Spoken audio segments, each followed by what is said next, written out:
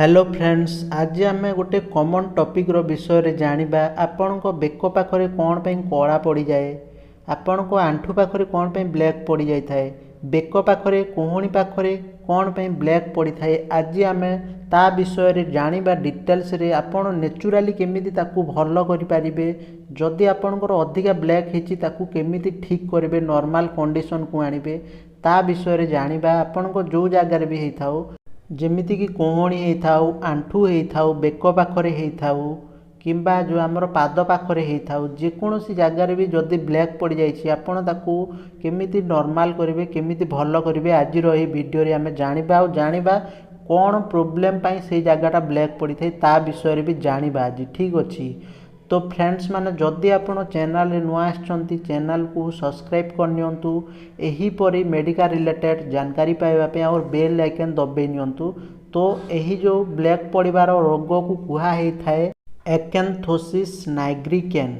तो फास्ट जानि नबा कौन पाई एही जिंस गुड़ा हुए, कौन पाई ब्लैक पड़े। ठीक अच्छी, तार कारण कौन, जदि आपन को थायराइड अच्छी तो आपन को यही सब प्रोब्लेम हो पारे। थायराइड जदि बढ़ी की अच्छी किंबा आपन को डायबिटीज अच्छी, हाई डायबिटीज अच्छी, आपण को जो डायबिटीज अच्छी बहुत बढ़ी की रोची, सेटा कंट्रोल होनी, सुगर बहुत अधिका बढ़ी से टाइम रे हो पारे। किंबा आपन जदि अधिका हार्ड वर्क करूचंती, लेबर काम करूचंती तो सही टाइम रे भी आपन को हो पारे। किंबा आपन जदि बहुत अधिका मोटा अच्छंती तो सही टाइम रे भी यही जो आंठू पाखरे, बेक पाखरे, हाथ रे ब्लैक कलर हो पारे। तो जानि नबा ट्रीटमेंट रो विषय रे कौन लगेली से जो ब्लैक कलरटा ठीक हम ता विषय रे आमे जानिबा। ठीक अच्छी, तो सही टाइम रे आपण लगे पारिबे स्किन शाइन क्रीम। यही क्रीम को आपण लगे पारिबे। ठीक अच्छे, एटा गोटे बहुत भल क्रीम, बहुत भल काम करथे। आपण मासे भितर 15 दिन भितर आपण को जो ब्लैक कलर सेटा ठीक हो जिवो।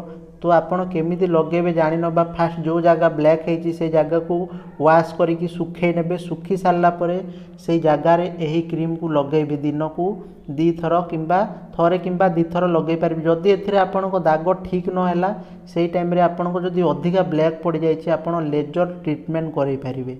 लेजर ट्रीटमेंट रे जो आपण को जो ब्लैक हेई थाए सेटा ठीक हो जाए। ठीक अछि, जदि आपणकर हाथ रे हेइछि किंबा आंठू रे हेइछि सेटा तो अधिका असुविधा नहीं। बेक पाखरे जदि अधिका ब्लैक हो जाइछि सेटा भल देखा हुएनी। सेही टाइम रे आपण लेजर ट्रीटमेंट करै पारिबे, एटा 100% पूरा भल हो जाए। आउ जदि आपण चाहेबे नेचुराली भी ठीक करि पारिबे। जदि आपण को वेट बहुत अधिका अछि, वेट को टिके कम करले ठीक हे जिवो। थायराइड अछि, थायराइड को कंट्रोल करिवे। जो आपणकर हाई थायराइड हो जाइछि ताकू कंट्रोल करले सेटा धीरे धीरे धीरे करी आपे आपे नॉर्मल हो जाए थाए। डायबिटीज बढ़ी की अच्छी, डायबिटीज को भी कंट्रोल करले धीरे धीरे ठीक हो जाए थाए। तो एमिति करके आपण नेचुराली जो ये प्रोब्लेम अच्छी ताकू भल करि पारिबे। तो फ्रेंड्स माने एटा थिला आज आम वीडियो।